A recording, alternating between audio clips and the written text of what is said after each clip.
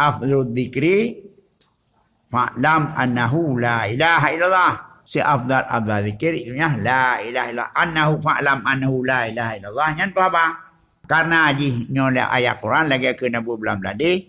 Nyan ayat Quran baca ala khilafil munazal haram. Membaca atas segaban perkon bukan nazam yang diturunkan haram. Maka kita baca ayat Quran apa saja boleh adalah menurut lagi yang munazal. Mana yang munazal? Harafnya. Mana yang munazal?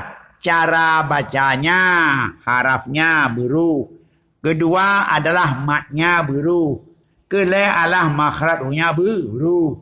La ilaha illallah. Bro. Ya, makanya perlu kepada ijazah guru. Yang perlu himbau kepada gedanya yang umul iman. Lagi wali perah baik dalam baik melangi. Pakon hana ada ijazah. Ilung ada ijazah babu kita dari Tunku Abi. Ijazah bayar di Tunku Abi. La ilaha illallah. Nada bohman. Nada bohman. Maka baca tajwid menajid. La ilaha illallah. Dah kun dalam lidah lamati. Tidak ada Tuhan yang disembah dengan sebenarnya melainkan Allah. Tidak ada Tuhan melainkan Allah. Tidak ada Tuhan melainkan Allah. Yang benar. Dengan lagu ikiban yang pernah lagu raya. Baik tak cek lagu lain. Baik lagu mulut dah bahkan nunggu. Ya menyo kami tanya ya pasal dia hanji. Mulut dia mulut je tak ada la ilaha illallah. Dia tak ada. Ya la ilaha illallah la ilaha illallah. Nyan je dengku bang mulut tadi. Bayar dah hana dua jalah lu kan.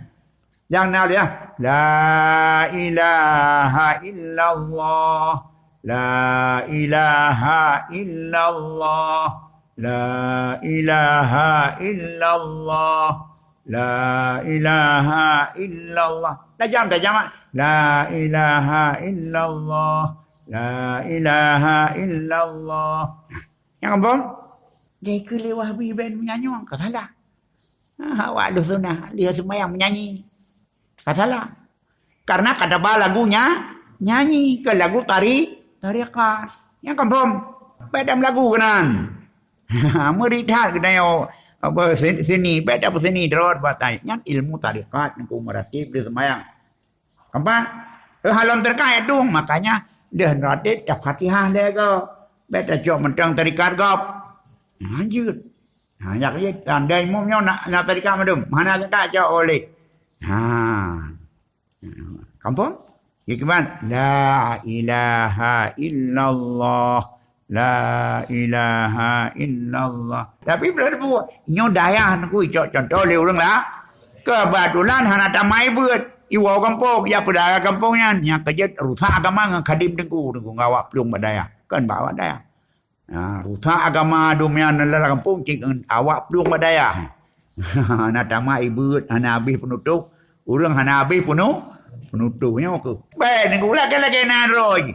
Beta pak yang karena akibat daripada tempat urung sumbut lah mengepung jauh bubut pernah namit kan sebenarnya pernah untuk pun le tapi mesti perbaiki balik. Mana perbaiki balik kaklangnya aja. Nya salah lah kampung-kampung kadang-kadang tungku-tungku nampung ya kan lalu tarikat menyalahgunakan strategi az-zikru